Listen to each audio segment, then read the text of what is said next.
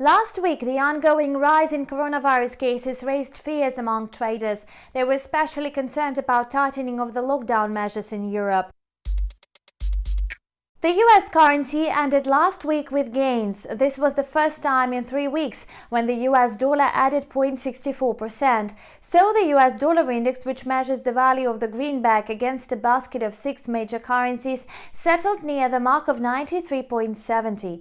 Traders also evaluated the attempts of the People's Bank of China to devalue the yuan, which provided additional support to the US dollar. Yet the main driving force for the US dollar was the resurgence of coronavirus cases in Europe. The second wave of the infection slows down the recovery of the EU economy, which was already hit by the lockdowns in spring, and the reimposition of restrictions will make the situation even worse. On Friday, the euro-dollar pair finished the session at 1.1717, having dropped by 0.82% over the week, with the prospect of further decline. Pessimism towards the EU currencies also grew, as no compromise over Brexit has been reached. According to the European Commission President Ursula von der Leyen, negotiations over the trade agreement will continue this week. However, UK Prime Minister Boris Johnson expressed doubts that the agreement could be reached, as the two parties were unable to come to a compromise over such key issues as fishing rights, corporate governance, and fair competition. The pound-dollar pair went through a rather volatile week and finished the trade at 1.2913 with 0.88% losses. Apart from Brexit, investors are worried about new restrictions imposed in the UK to contain the spread of the virus. Against this backdrop, markets expect the Bank of England to introduce negative interest rates. Meanwhile, the situation in the cryptocurrency market is also currently unstable.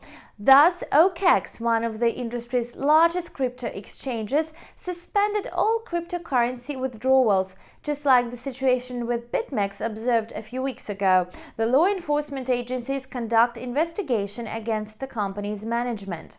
Nevertheless, Bitcoin is still holding above the key level of $11,000. In the meantime, the oil market finished the week with losses. On Friday, Brent quotes remained almost unchanged. After an active trading week, the North Sea benchmark settled at $42.80 per barrel.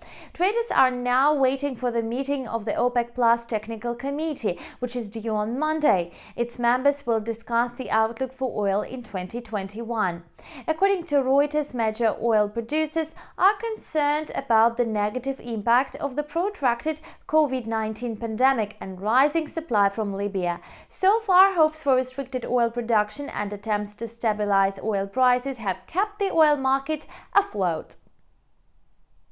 At the same time, American crude WTI gained 0.3% over the week, as a larger than expected draw in US crude inventories lifted the market sentiment. Surprisingly, fears in the global markets did not support the traditional safe haven asset, and this was the first week following 3 consecutive sessions of growth when gold posted losses. The price of gold edged lower by 1.5%, moving below the level of $1,900 per troy ounce. The main reason for a price drop is the strengthening of the US dollar. In fact, the precious metal is a dollar-denominated asset, which still makes it expensive. You've watched the combined review of financial markets with me, Anna Kasatkina. Subscribe to our YouTube channel to always keep track of all the latest financial events together with us on Insta TV. Bye.